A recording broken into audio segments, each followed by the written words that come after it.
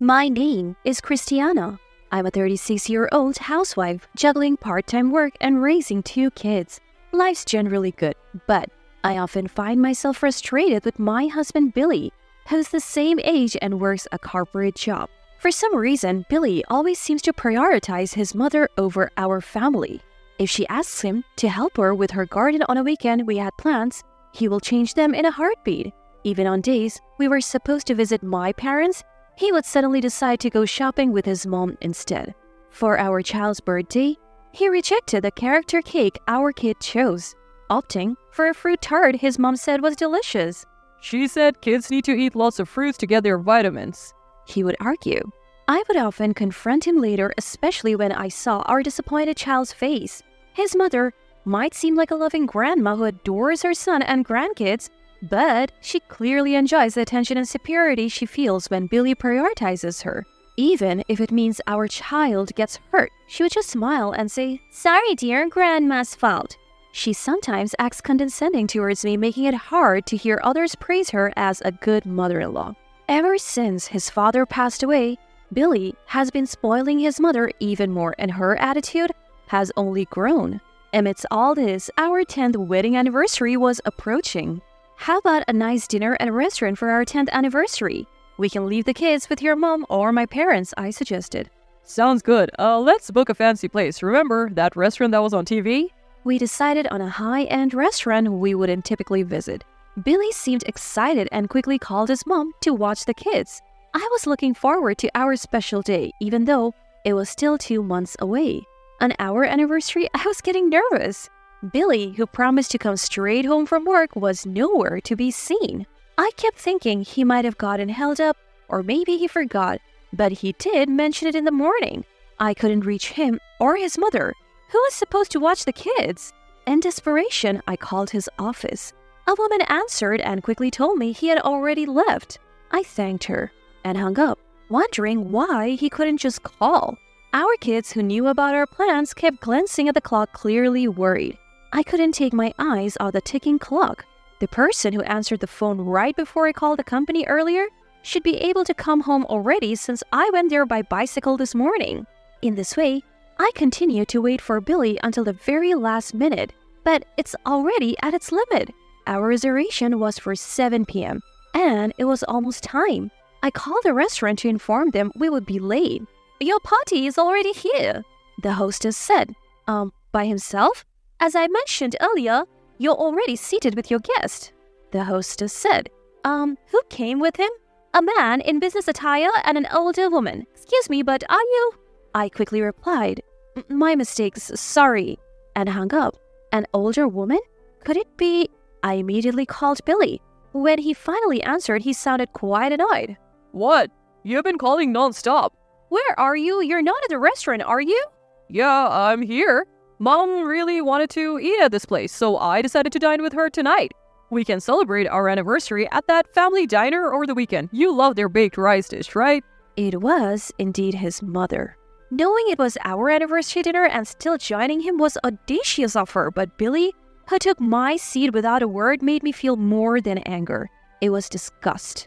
And to think he knew how much I had been looking forward to this for the past 2 months, suggesting a local diner as a replacement, it was clear where I stood in Billy's priorities. Since the kids will miss out on Grandma's cooking tonight, make sure to cook them something they like. Thanks, he added. Hold on. I tried to keep him on the line. My parents gave us gifts for our 10th anniversary. They even said they wanted to hear about our dinner. Gifts? Your parents always send stuff I don't like. Just toss anything that's not cash. Billy suggesting to throw away heartfelt gifts from our loved ones. I tried one last plea. "Are you sure about that? You might regret it." Billy sounded puzzled but didn't change his mind. Oh, regret? Nah, just keep the cash. Oh, our food's here. Don't call again. Bye. I sighed as I hung up, noticing our kids looking worried. "Who's up for helping me make dinner?" Their enthusiastic hands shot up, lifting my spirits. After dinner, I sorted the gifts as Billy had instructed. Cash aside, everything else was to be discarded. Keep the cash and get rid of the rest. I felt ashamed and sorry for the people who had given us those gifts. How had I put up with such a man for 10 years? By the time I put the kids to bed, Billy was home. Don't you think it's a bit much to prioritize your mom even on our 10th anniversary? I was the one who suggested the dinner, and you knew how much I was looking forward to it. You could have dined with your mom any other day. Yeah, don't be so dramatic. I told you I would take you to the family diner. I'll even pay half from my allowance. That's not the point. You dismissed everyone's gifts for our anniversary.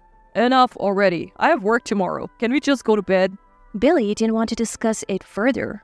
After a quick shower, he went straight to sleep. The next morning, I thought I would give it one last shot. About the anniversary gifts?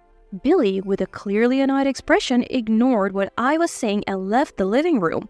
Without a word, he seemed to have gone to work. Still upset from the day before, I decided that I had done enough and given him plenty of chances after seeing his attitude. After sending the kids off to school, I received an urgent call from Billy within just 3 hours. I answered, thinking he called sooner than expected, and Billy started speaking in a panicked tone. Hey, who did you get that gift you mentioned yesterday from? Like I said, from my parents. We also got some from friends, your boss Cyrus, and even the president. What? You never mentioned. I did. I told you it was a gift from my parents. Parents? My father has been friends with Billy's boss and the president for years, and our family have always been close. The two of them, who have treated me like family since I was little, had come over the previous evening to give us their gifts. The watch the president chose is so fancy even I know about it, and the wine Cyrus brought looked delicious, but it doesn't matter now, right? You said to throw away anything that wasn't cash, so I did. What have you done? Do you even realize what you have done?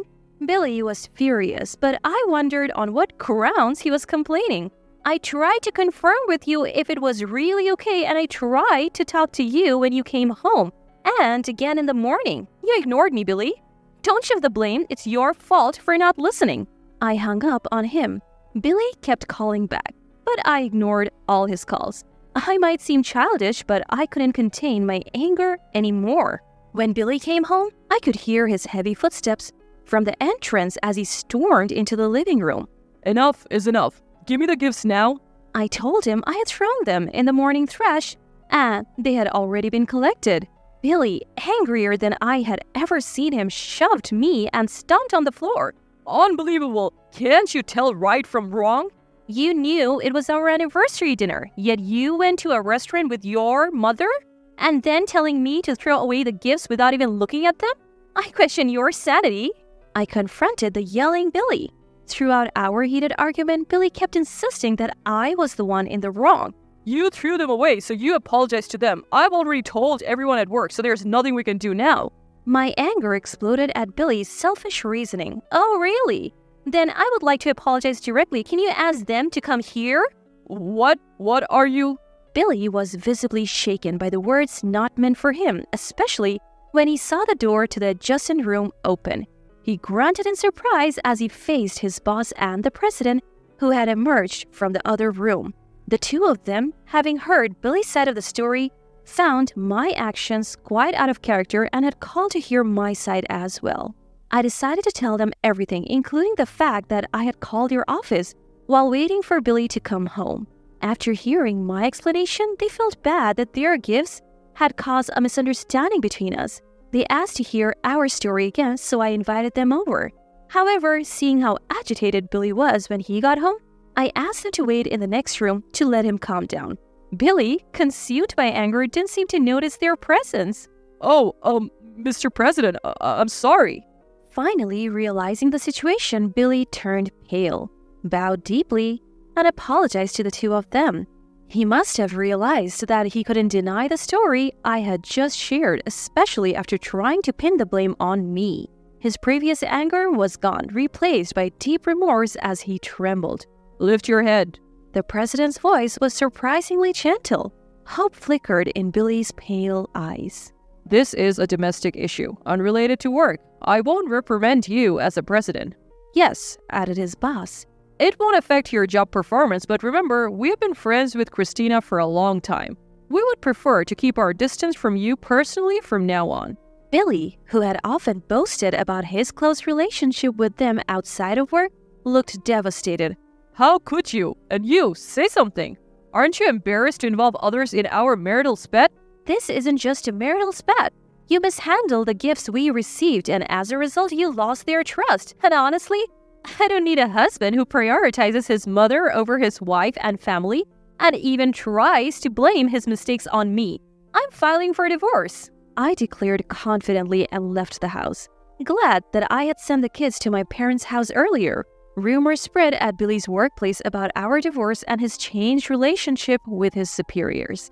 His colleagues, whom he had once looked down upon, now mocked him for not being able to even chat with his bosses without a wife by his side. After the divorce, he saw our kids once a month while paying child support. But he kept complaining about the money and tried to guilt-trip the kids into living with him again. As they approached their teens, they started to resist seeing him. Now, respecting the kids' wishes, we have temporarily stopped their visits. When Dad cared more about Grandma than us, I realized we don't need to live with him, my daughter once told Billy. I still laugh thinking about his reaction. After declaring the divorce, I returned the gifts which I had secretly kept to the president and Cyrus, apologizing for the trouble. They accepted them, and Cyrus even jokingly gifted me my favorite wine as a divorce gift. I believe our relationship with them, including my parents, will continue. Later, after the divorce was finalized, I was invited to a home party at the president's house with my kids. There, I was offered a job at a company run by the president's brother.